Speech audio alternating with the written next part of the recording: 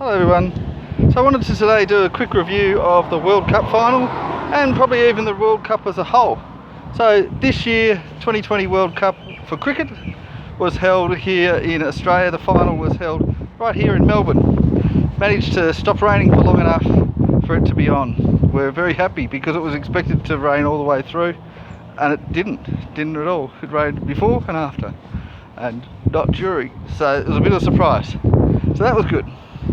As for the match, I think England were on top for most of the match. I think there were stages early on when Pakistan looked like they might get on top, but it never really ran away with it.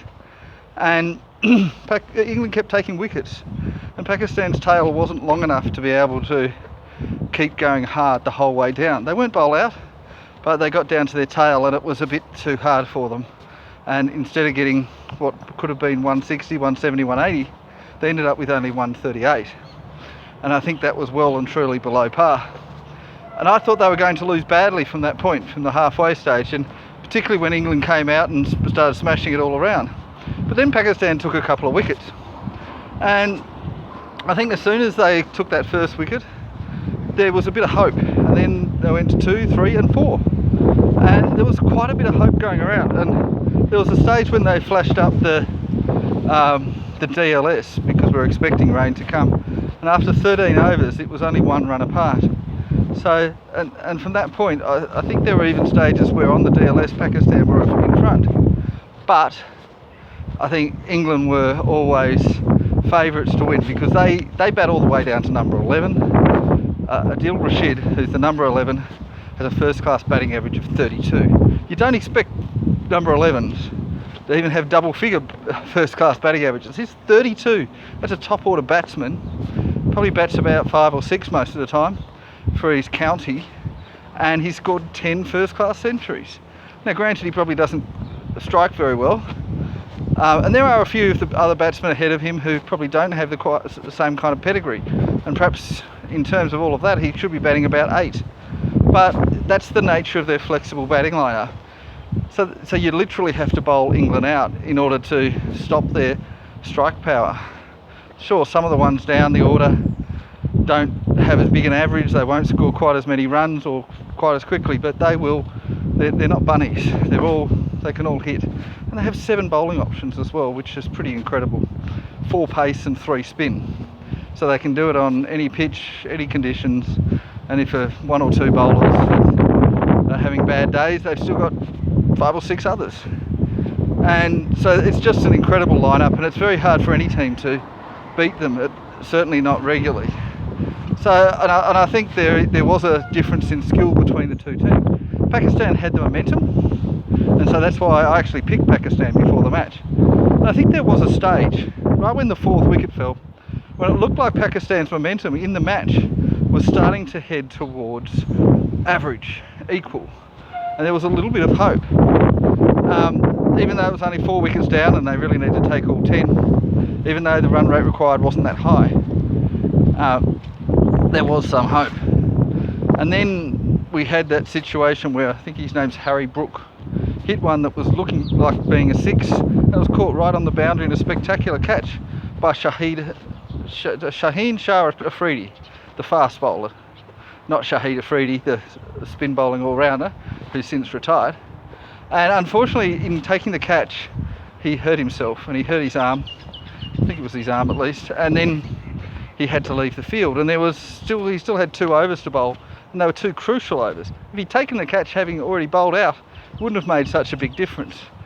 But Pakistan needed those 2 overs from him.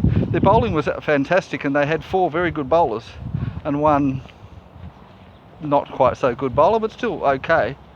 And the problem was that he came back and he bowled 1 ball and then he had to go off, and that was right when there were only 4 overs to go, and we needed 2 good overs from him, and Pakistan needed to take 3 or 4 wickets to just have a chance. And unfortunately he couldn't complete his over, and then Iftikhar Ahmed bowled out the over. Now Iftikhar Ahmed is probably Pakistan's 7th best bowler in that lineup. The 6th best was probably Mohammad Nawaz. Now I don't understand why Nawaz wasn't bowling, why they picked Iftikhar, when I'd say Nawaz was a better bowler. But Iftika's first 3 balls were quite good. I think he went for 1 run in 3 balls. Some hope the last 2 balls might be dots. Might even take a wicket, but instead he went for 4 and 6. And that changed the momentum of the match. And even though we then had Harris Ralph come in, he was smashed to all parts. Mohammad Wazim got a wicket, but it was all a bit too late by then and the match was over. And England ended up winning by 5 wickets with a full over to spare. But it was that injury to Shaheen Shah Afridi that turned the match from being almost a 50-50 contest to being over quite quickly when he went off with an injury. Would Pakistan have won if he wasn't injured? That's the question. And I'd say probably not, but they might have. I still say that Pakistan had to take all 10 wickets to win, and there was only 4 wickets down and there were only four overs to go. Could they take the last 6 wickets in the last 4 overs? It's pretty unlikely, but it was possible. And perhaps the new batsmen would take a little while to get themselves in. But I would imagine that if they had if he hadn't been injured and perhaps had taken a wicket or 2, then I think England would have just started taking a few more risks and probably still would have won. But it was still a pity that he was out injured at that crucial moment. As for the tournament, I think some people have said it was the best tournament of all time. And it's hard to imagine another tournament that was overall as good. It did have the problem of having washouts and rain interruptions, the worst one being the England versus Ireland match where England were well and truly on top, but Duckworth-Lewis awarded the match to Ireland when the rain came. It was probably a bit of a miscalculation because they didn't realise that England had such a long batting lineup. But England perhaps were focusing more on winning rather than on being ahead when the Duckworth-Lewis rain reduction came in. So England can't complain about it, it's their fault, but they were still on top, I think, when the rain came, and it was a bit unfortunate.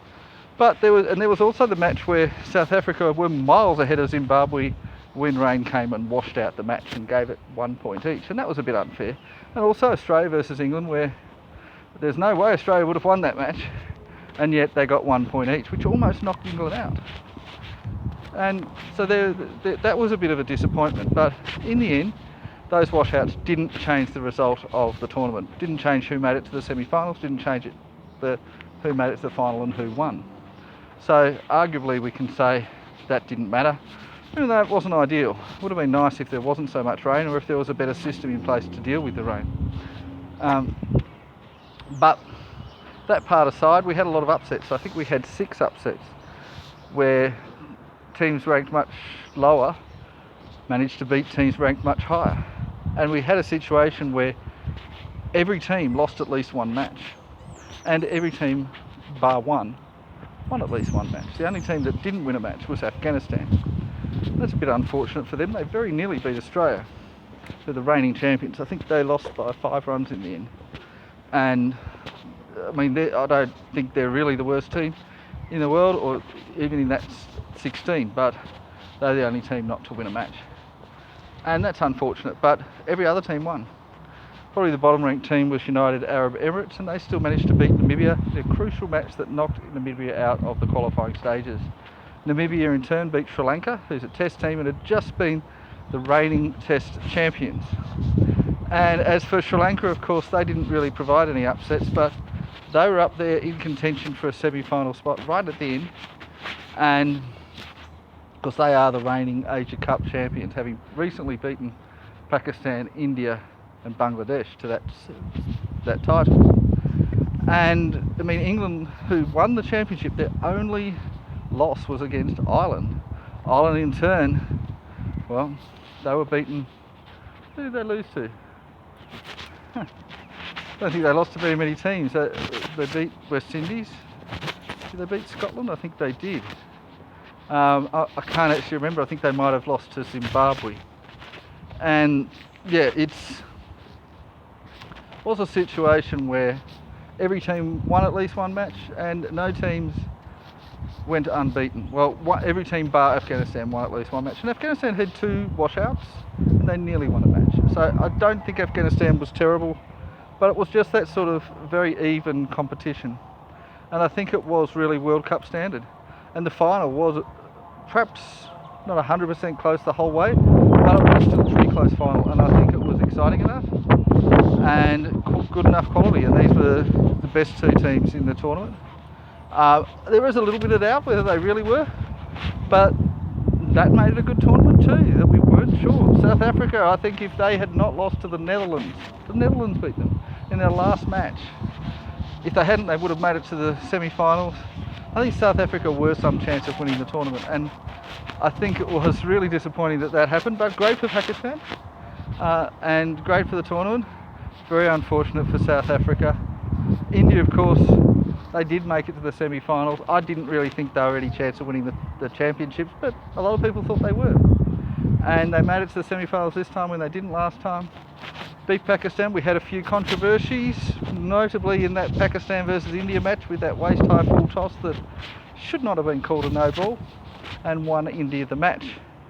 And almost knocked Pakistan out and certainly qualified India. That was a major controversy. There were some other controversies as well, but that was clearly the big one. Virat Kohli, who was one of the best players in the tournament, was probably a bit naughty as far as how he was sort of instructing umpires to make decisions for him. And some of the umpires went along with it, which they really shouldn't be doing. Anyway, I thought it was a great tournament, and I hope that other tournaments follow that guideline. Australia hosted a good tournament. Well done us. Anyway, that's it for me. Bye bye.